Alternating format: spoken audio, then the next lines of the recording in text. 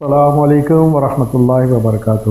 وعلیکم السلام۔ بسم اللہ الرحمن الرحیم۔ جی بھائی صاحب۔ شیخ میرا نام حامد علی خان ہے جی صاحب۔ اور میں کافی ٹائم سے آپ کی ڈیبیٹ سن رہا ہوں ان کے ساتھ، حضرت کے ساتھ۔ جی۔ تو پہلی بات تو یہ ہے جناب کہ ایک بندہ جب اخلاق کے دائرے میں رہ کر گفتگو ہی نہیں کر سکتا تو ایسے بندوں کو آن لائن کیوں لے؟ ٹھیک ہے، صحیح فرما رہے ہیں۔ پہلی بات ہم جو کیونکہ اخلاق جو ہے تہذیب ہے۔ ہماری خطائیں اتنی زیادہ ہیں نا، اگر لسٹ بنائیں ویکیپیڈیا سے بھی زیادہ بڑا ہو جائے گا۔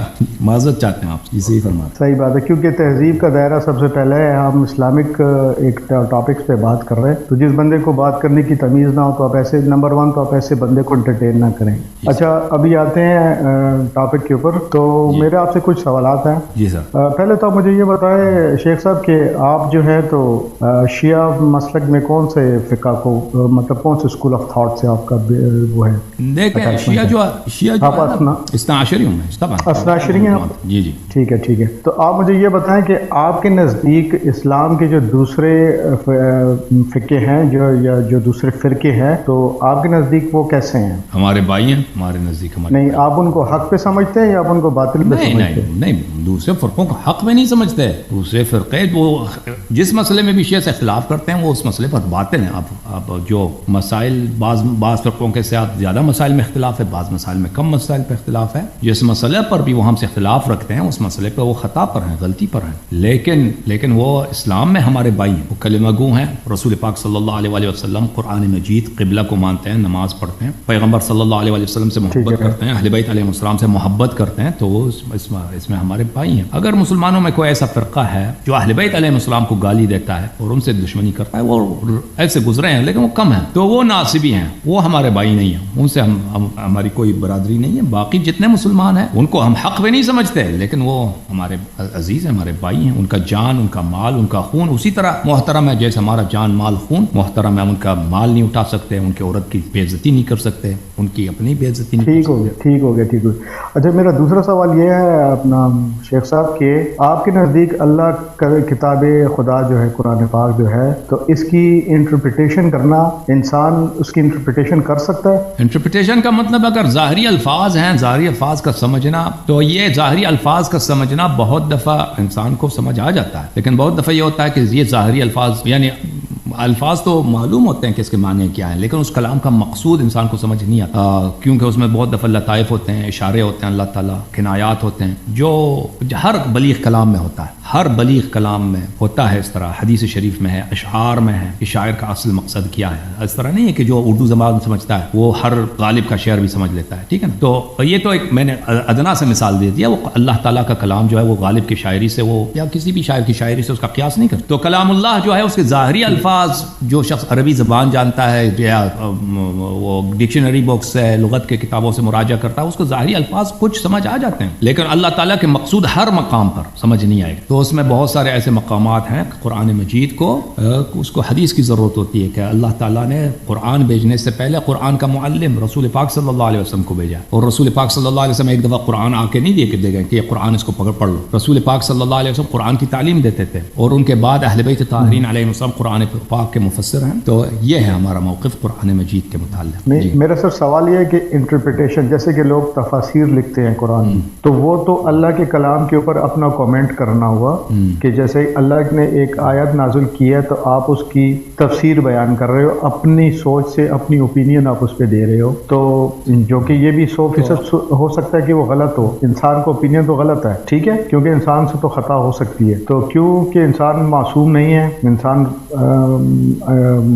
خطا سے پر ہے، تو اس لیے میں کہہ رہا ہوں کہ آپ جو اگر تفسیر کرتے ہو تو کیا یہ واقعی تفسیر کرنا صحیح ہے یا نہیں؟ مجھے اس کا جواب آپ۔ تو تفسیر کا مطلب ہے کہ کسی چیز کے سے پردہ اٹھانا، آپ قرآن کے ظاہر سے اس کا پردہ اٹھائیں کہ اس کے پیچھے کیا معانی ہے۔ قرآن کے ظاہر کو تو ہم سمجھ سکتے، قرآن کے ظاہر، لیکن اس کے مقاصد، اس کے پیچھے کیا ارادے ہیں وہ ہم نہیں سمجھ سکتے۔ لہٰذا جو وہ تفاسیر ڈیپینڈ کرتا ہے نا، جو لوگ تفسیر لکھتے ہیں وہ ہر تفسیر ایک طرح نہیں ہوتی ہے۔ بعض تفاسیر یہ ہے کہ وہ بالکل سراسر یہ ہوتا ہے کہ وہ اجتہاد ہوتا ہے، یعنی وہ ان کی اوپینین ہوتی ہے. تو یہ تفاسیر کے قرآن مجید ایک جملے ہیں، اگر وہ کسی معنی میں محکم ہے، یعنی وہ بالکل قرآن مجید کی آیت ایک بات کو واضح طور پر کہہ رہا ہے کہ یہ مسئلہ ایسا ہے، تو اس میں بلا شک بلا ریب کہہ رہا ہے تو وہ صحیح ہے. قرآن مجید حجت ہے، اللہ کا کلام ہے. اگر ایک واضح طور پر اس کی کوئی اور ڈیفینیشن نہیں ہے، وہ کہہ رہا ہم اس کو مانتے ہیں. لیکن اگر ایسا نہیں ہے تو پھر اس کے مختلف معنی ہو سکتے ہیں. تو انسان اس کو مفسر کو یہ چاہیے کہ وہ بتا دیں کہ بھئی اس کے 3-4 مختلف معنی ہو سکتے ہیں. یہ سب ہو سکتے ہیں، مجھے نہیں معلوم کہ اس میں سے اللہ جانتا ہے اس میں سے کون صحیح ہے. اور ان معاملات میں اہل بیت علیہم الصلوۃ والسلام کے احادیث بے شمار ہیں کہ اہل بیت علیہم السلام نے قرآنی آیات کی تفسیر کی ہے. اور ہم شیعوں کا عقیدہ یہ ہے، ہم شیعوں کا موقف یہ ہے کہ ہم ظاہر قرآن، ایک تو قرآن کا ظاہر ہے، قرآن کا نص ہے، جو قرآن کی جو ظواہر ہیں اس کو سمجھنے کے لیے، اب متشابہات تو دور کی بات ہے، ظواہر کو سمجھنے کے لیے بھی ہمیں حدیث کی ضرورت. یہ ہمارا موقف. اچھا دیکھیں، اب سورہ فاتحہ میں اللہ پاک فرماتا ہے کہ جو کہ ایک دعا ہے جو کہ ہم پڑھتے ہیں ہر نماز میں، تو اس میں اللہ فرماتا ہے کہ مجھے ہم جو پڑھتے ہیں تو ہم ایسے پڑھتے ہیں کہ ہمیں ہدایت والے لوگوں کا راستہ بتا، نہ کہ ان لوگوں کا جن پہ تم نے عذاب نازل کی. تو اب ہم اس کو کیسے ڈیفائن کریں گے کہ ہدایت یافتہ لوگ کون ہیں؟ اس کو تو ہر بندہ اپنی میننگ میں لے گا کہ یعنی ہمارے ماننے والے جو ہیں اپنے اماموں کو کہے گا کہ یار یہ ہدایت یافتہ، آپ ان کو فالو کرو. یا ولضالین جو ہے تو وہ دوسروں کے اگینسٹ اس کو یوز کرے گا. تو اس کی ہمیں مطلب کلیئر ڈیفینیشن کیسے ملے گی کہ ہدایت یافتہ لوگ کون ہیں اور ولضالین کون ہیں؟ بالکل، آپ نے بہت اچھا زبردست مثال دیا ہے. اهدنا الصراط المستقیم صراط الذین انعمت علیہم غیر المغضوب علیہم ولا الضالین. اس کے ظاہری الفاظ تو ہمیں سمجھ آ جائے، بھائی ترجمہ کر، تراجم سب ایک ہی ہیں، انگلش، اردو، پنجابی میں. کیا ہمیں سیدھا راستہ دکھا، سیدھا راستہ کون سا ہے؟ ٹھیک ہے نا، الفاظ سمجھ آتے ہیں لیکن مقصود کیا ہے؟ سیدھا راستہ کون سا ہے؟ مقصود صراط الذین انعمت علیہم، ان لوگوں کا راستہ جن پہ تو نے نعمتیں نازل کی ہیں. غیر المغضوب علیہم، جن پہ غضب کیا ان کا راستہ نہیں. ولا الضالین، اور گمراہوں کا راستہ نہیں. تو اس الفاظ تو ہمیں سمجھ آ جاتے ہیں، مثال آپ نے بہت زبردست دیا، لیکن اس سے مقصود کیا ہے؟ کون ہے؟ صراط مستقیم سے کیا مراد ہے؟ انعمت علیہم کون ہے؟ غیر المغضوب علیہم کون ہے؟ ضالین کون ہے؟ تو یہ اس کے لیے ہمیں حدیث کی ضرورت ہے. پھر اہل بیت علیہ السلام کے احادیث اس مسئلے میں بہت زیادہ ہیں کہ صراط مستقیم جو ہے علی بن ابی طالب علیہ السلام. اچھا دیکھیں، ایک سیکنڈ میں یہاں پہ آپ کو روکوں گا. دیکھیں، اب اس میں اہل تشیع حضرات کہیں گے کہ اس سے مراد تو ہمارے ائمہ ہیں، ٹھیک ہے. اہل سنت کہیں گے اس سے مراد ہمارے ائمہ ہیں. تو مسئلہ پھر یہیں پہ آ جاتا ہے نا کہ اب انسان جب اپنی انٹرپریٹیشن کہتے کہ ہمارے ائمہ ہیں، ہمارے ائمہ یہ نہیں کہتے، ان کے پاس کوئی حدیث نہیں ہے کہ ان کے امام ہیں. یہ مراد انعمت صراط المستقیم، میں ایک منٹ میں کتاب لکھاتا ہوں، ایک منٹ. آپ وہ نہیں کہتے کہ ان سے مراد ہمارے ائمہ ہیں. اور شیعہ بھی یہ نہیں، شیعہ اپنی طرف سے نہیں کہتے کہ ان سے مراد ہمارے ائمہ ہیں. تو اس سے میں آپ کی خدمت میں عرض کرتا ہوں کہ یہ احادیث روایات ہیں جو دو فریقین نے روایت کی ہے. جی پلیز. فریقین نے روایت کی ہے. ایک منٹ میں آپ کو دکھا دوں. یہ کتاب ہے شواہد التنزیل، حاکم حسکانی جو ہے ایک حنفی محدث ہیں، اور یہ 400s میں ان کی وفات ہے، 400s میں، یعنی بہت پرانے. تو ان کی تالیف ہے. فرمائیے پانچویں، چاہے وہ 400s بنتی ہے 5ویں صدی، تو 5th سینچری ہجری میں ان کی وفات. شواہد التنزیل لقواعد التفضیل، حاکم حسکانی صاحب کی کتاب ہے. ان کا نام ہے، ملاحظہ فرمائیے، الحافظ الکبیر. الحافظ الکبیر، میں اس کو زوم ان کر دوں، عبید اللہ ابن عبداللہ المعروف بالحاکم الحسکانی الحنفی النیسابوری. اچھا، یہ کتاب چھپی ہے بیروت میں سنہ 1974 میں. یہاں پہ ملاحظہ فرمائیے، اہدنا الصراط المستقیم، یہ شیعہ نہیں، یہ مخالفین کہیں، یہاں پہ کئی نقل کرتے ہیں. عن ابی بریدہ فی قول اللہ اہدنا الصراط المستقیم قال صراط محمد و آلہ. صراط مستقیم سے کیا مراد ہے؟ محمد و آل محمد علیہ السلام کے صراط. اور پھر اگلی حدیث وہ روایت کرتے ہیں، یہ ابو بریدہ صحابہ میں سے ہیں. اچھا، سفیان الثوری، وہ اسبات اور مجاہد، یہ لوگ انہوں نے ابن عباس سے روایت کی ہے، اہدنا الصراط المستقیم قولوا معاشر العباد اہدنا الى حب النبی و اہل بیتہ. اہدنا الصراط المستقیم سے عبداللہ ابن عباس نے فرمایا مراد یہ ہے کہ ہمیں اہل بیت علیہم الصلاۃ والسلام کی محبت کے راستے پر اور آل نبی صلی اللہ علیہ وسلم کے محبت کے راستے پہ ہمیں ہدایت دے. اہدنا الصراط المستقیم سے مراد یہ ہے. چار، سعید ابن جبیر پر روایت کرتے ہیں عبداللہ ابن عباس سے، قال رسول اللہ صلی اللہ علیہ وآلہ علی ابن ابی طالب، کہ رسول اللہ صلی اللہ علیہ وسلم نے امیر المؤمنین علیہ السلام سے فرمایا، انت الطریق الواضح، آپ طریق واضح آپ ہیں، وانت الصراط المستقیم، صراط مستقیم آپ ہیں، وانت یعصوب المؤمنین، آپ مسلمان. یعصوب بولتے ہیں جو مکئی ہوتی ہے نا, جو بی انگلش میں بی بولتے ہیں, اردو میں مکئی بولتے ہیں نا, وہ اس کا جو کوئین ہوتا ہے اس کو یعصوب بولتے ہیں عرب, اور یہ بادشاہ کے معنوں میں آتا ہے یعصوب. انت یعصوب المؤمنین, آپ مسلمانوں کے بادشاہ, مومنین کے بادشاہ. اگلا روایت جابر بن عبداللہ رسول اللہ صلی اللہ علیہ وسلم سے نقل کرتے ہیں, ان اللہ جعل علیا وزوجته وابناه حجج اللہ علی خلق, اللہ تعالیٰ نے علی علیہ السلام کو اور ان کی بیوی کو فاطمہ زہرا سلام اللہ علیہ کو اور ان کے دونوں بیٹوں کو, حجج اللہ علی خلقہ, ان کے بیٹوں کو, ابناءہ ان کے بیٹوں کو, نہ دونوں بیٹوں, ان کے بیٹوں کو اللہ نے اپنے خلق پر اپنی حجت بنایا. وہم ابواب العلم فی امتی, وہ میرے امت میں علم کے دروازے ہیں. من اہتدی بہم ہدی الی صراط مستقیم, جو ان سے ہدایت لے لے وہ صراط مستقیم کی ہدایت ان کو ہو جاتی ہے. پھر روایت ہے میرے محترم ناظرین, روایت کرتے ہیں رسول پاک صلی اللہ علیہ وآلہ وسلم سے, من سرہ ان یجوز علی الصراط کالریح العاصف ویلج الجنہ بغیر حساب فلیتولی ولی ووصی وخلیفتی علی اہل علی بن ابی طالب علیہ السلام. جو شخص چاہتا ہے کہ اس کو یہ پیار ہے, یہ چاہتا ہے اس کو کہ صراط پر, کھلے صراط جو جہنم کے اوپر بلکہ جہنم کے داخل سے گزرتی ہے, اس سے بجلی کی طرح تیز گزر جائے, اور ویلج الجنہ, اور بالکل تیز ہوا کی طرح وہاں سے گزر جائے اور جنت میں داخل ہو بغیر حساب, حساب کے بغیر. فلیتول, پس محبت کرے میرے ولی اور میرے وسیع اور میرے صحابی اور میرے جانشین علی, جو میرے اہل بیت میرے جانشین علی بن ابی طالب علیہ السلام سے. ومن سرہ ان یلج النار فلیترک ولایتہ, اور جو چاہتا ہے کہ جہنم جائے امیر المؤمنین علیہ السلام کی ولایت اور امامت کو ترک کرے. فإن ربی جل جلالہ فوعزت ربی جل جلالہ, میرے رب کی عزت کی قسم, انہ لباب اللہ الذی لا یؤتی منہ, امیر المؤمنین علیہ السلام اللہ کا وہ طریق ہے, اللہ تعالیٰ کا وہ دروازہ ہے کہ اللہ کی رضا صرف اسی دروازے سے, اسی راستے سے حاصل ہوتی ہے. وإنہ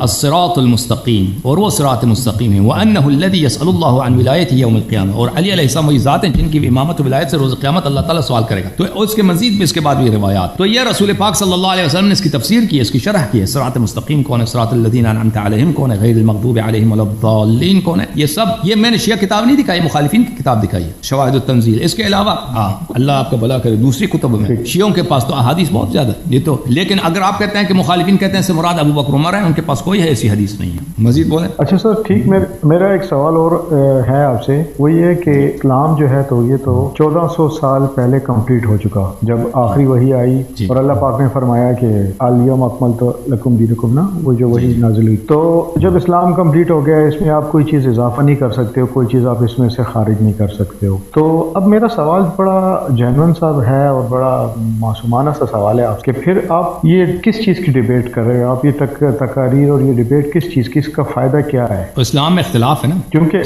اسلام ایک اختلاف کس چیز میں سر؟ ہاں, اسلام کے ہر چیز میں اختلاف, اذان سے لے کر نماز, غسل, ہر چیز میں, عقائد, اللہ کے صفات, قرآن میں, سنت میں, ہر چیز میں اختلاف. تو ہم چاہتے ہیں میرا سر پوائنٹ آف ویو باہمی ڈسکشن کے ذریعے حل ہو. کچھ کا خیال یہ ہے کہ قتل کے ذریعے اس کو حل کر دیں. جب سب شیعہ قتل ہو جائیں گے, بھائی شیعہ بدترین کافر ہیں, ان کو قتل کرو, وہ یہ چاہتے ہیں کہ قتل کے ذریعے اس کو ختم کیا جائے. تو ہم کہتے ہیں کہ بھائی ہم کافر نہیں ہیں, ہم مشرک نہیں ہیں, ہم اسلام کو جانتے ہیں, ہم اسلام کے اصلی پیروکار ہم ہیں, اور ہمارے پاس دلائل ہے. اور اسلام کے مختلف اجزاء پر مسلمانوں میں اختلاف ہے, اس میں حق ہر مسئلے پر, جس مسئلے پر بھی اختلاف ہے اس میں حق آپ کو صرف شیعہ کے پاس ملے گا. ہمارا یہ موقف ہے, اور اسی لیے اسی دلائل کو دکھانے کے لیے ہم گفتگو کرتے ہیں. جی لیکن آپ تو خود کو برحق کہتے ہو, ٹھیک ہے, یہ تو ہر بندہ کہہ سکتا ہے کہ یار میں برحق ہوں. اس کو آپ جسٹیفائی کیسے کرو گے دوسرے کے سامنے؟ کتب سے, دلیل سے, پروف سے, ٹھیک ہے نا, پروف سے, دلیل. میں اگر ہر ایک کہتا ہے نا, ہر ایک کہتا ہے, دنیا میں کون کہتا ہے کہ میں جھوٹ کہہ رہا ہوں, میں غلط ہوں. حق وہ ہے, حق وہ. دیکھیں ابھی آپ دیکھیں اپنے علماء کی طرف دیکھیں, ان میں سے کوئی آ کے بیٹھتا ہے انٹرنیٹ پہ کہ کہتے ہیں میں مخالفین کے علماء مجھے کال کریں, شیعہ مجھے کال کریں, مجھ سے سوال کریں. اب آپ دکھائیں نا, آپ مجھے بتائیں پاکستان میں آپ کی اتنی تعداد ہے, پاکستان میں شیعوں کی تعداد ہے زیادہ یا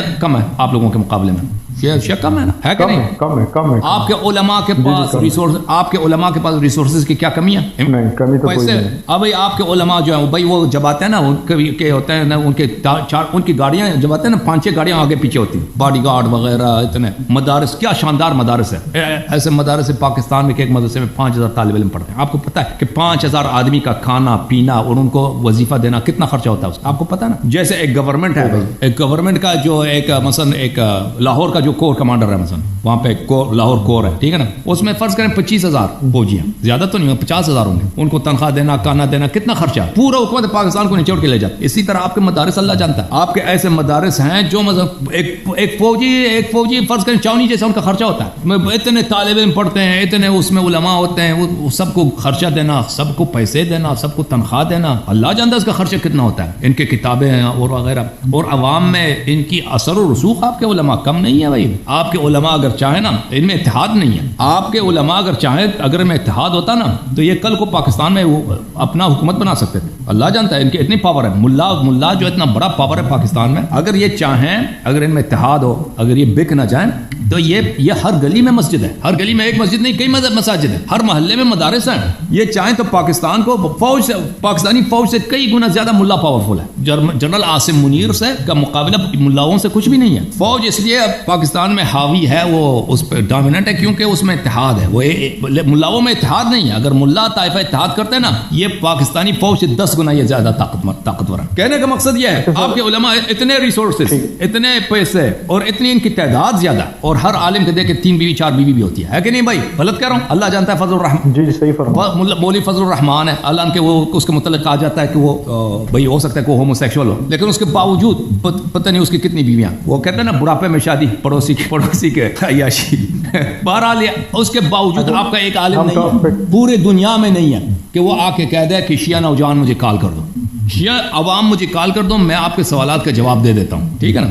آپ پوری دنیا میں, صرف پاکستان میں نہیں, پورے عالم عرب میں, عالم انگلش بولنے والوں میں کوئی بھی نہیں ہے کہ شیعوں کے ساتھ وہ گفتگو کرنے کے لیے آمادہ ہوں. آپ کے علماء کوئی بھی نہیں. یہ حقیر حاضر ہے. میں ادھر آتا ہوں, میں کہتا ہوں آؤ مجھ سے سوال. ابھی آپ کے عالم آئے تھے وہ خلیل احمد صاحب, انہوں نے مجھے نہیں بتایا وہ کس موضوع پہ بات کرنا چاہ رہے. مجھے بالکل سرپرائز کیا انہوں نے, مجھے جیسے ہوتا ہے نا ٹریپ کرنا کہ وہ کفر اور شرک کی دلیل ہے شیعوں کو کافر. میں نے ان کے سب سوالات کا جواب دیا. آپ لوگوں کو ٹائم دے دیتا ہوں, میں گفتگو کرتا ہوں, پروگرام رکھتا ہوں 6 گھنٹے 7 گھنٹے 8 گھنٹے 9 گھنٹے. آپ کی جو بات ہے کہ ہر فرقہ تو کہے گا ہم سچ ہے نا, لیکن ہر فرقہ سچ نہیں ہو سکتا. قرآن مجید نے معیار بتا دیا کہ حق کس کے ساتھ ہے. قل ہاتوا برہانکم ان کنتم صادقین. قرآن مجید نے فرمایا اپنا دلیل لے کے آؤ اگر تم سچ کہتے ہو. سچ کہتا ہو, جو کہتا ہے میں سچا ہوں, میں حق پر ہوں, اس کے پاس دلیل ہوتی ہے, اس کے پاس برہان ہوتا ہے.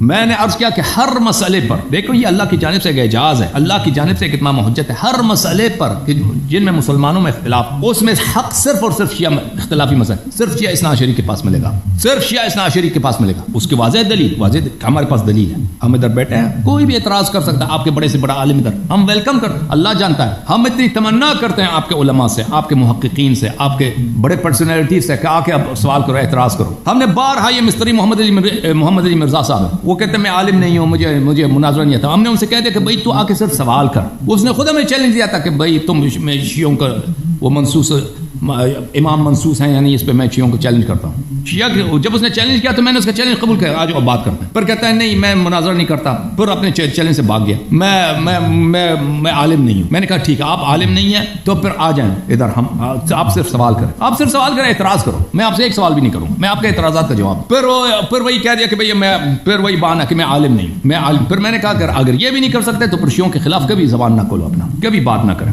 اگر یہ بھی کہ سامنے آ کر اعتراض کرنے سے بھی گزر, وہ بھی چیلنج دینے کے بعد, تو پھر شیعوں کے خلاف کبھی بات نہ کرو. تو یہ حل یہ ہے میرے عزیز میرے بھائی, دلیل یہ ہے کہ ہم حق پر ہیں, اس کی واضح دلیل. آپ سوال پوچھو, دلیل طلب کرو شیعوں سے. اگر کسی مسئلے پر ہمارے پاس دلیل نہ ہوا تو ہم اعتراف کریں گے کہ بھئی ہم اس مسئلے کا ہم باطل پر ہیں, لیکن ایسا کوئی بات نہیں ہے ہمارے مذہب میں الحمدللہ. مزید بولیں بھائی. اچھا آپ مقلد ہیں یا غیر مقلد ہیں؟ نہیں, ہم تقلید نہیں کرتے. آپ تقلید پہ یقین نہیں رکھتے. مذہب اہل بیت علیہم الصلاۃ والسلام میں دو باتیں بڑے مضموم ہیں, اور یہ ضلالت ہے, گمراہی ہے. ایک ہے اجتہاد اور ایک ہے تقلید. مذہب اہل بیت ابرار علیہم الصلاۃ والسلام میں تقلید کیا ہے؟ تقلید یہ ہے کہ کسی مولوی کا قول آپ اپنے لیے حجت سمجھیں. مولوی کا قول, مولوی کیا ہوتا ہے بھائی؟ مولوی ہے کیا چیز کو, مجھے سمجھ آ گیا. مولوی کا فتویٰ آپ کے لیے حجت نہیں. ہمارے نزدیک صرف قرآن مجید حجت ہے, حدیث شریف حجت ہے. علماء کا کام ہے کہ قرآن مجید اور حدیث شریف لوگوں کو سمجھائیں, لوگوں کو بیان کریں. ان کے اپنے نظریات کسی کے لیے حجت نہیں ہوتے. تو اس لیے یہ تقلید جو ہے اس کا بطلان بدیہی ہے. علماء سے سیکھنا, علماء سے رجوع کرنا حق سمجھنے کے لیے, یہ حق ہے, یہ بدیہی ہے.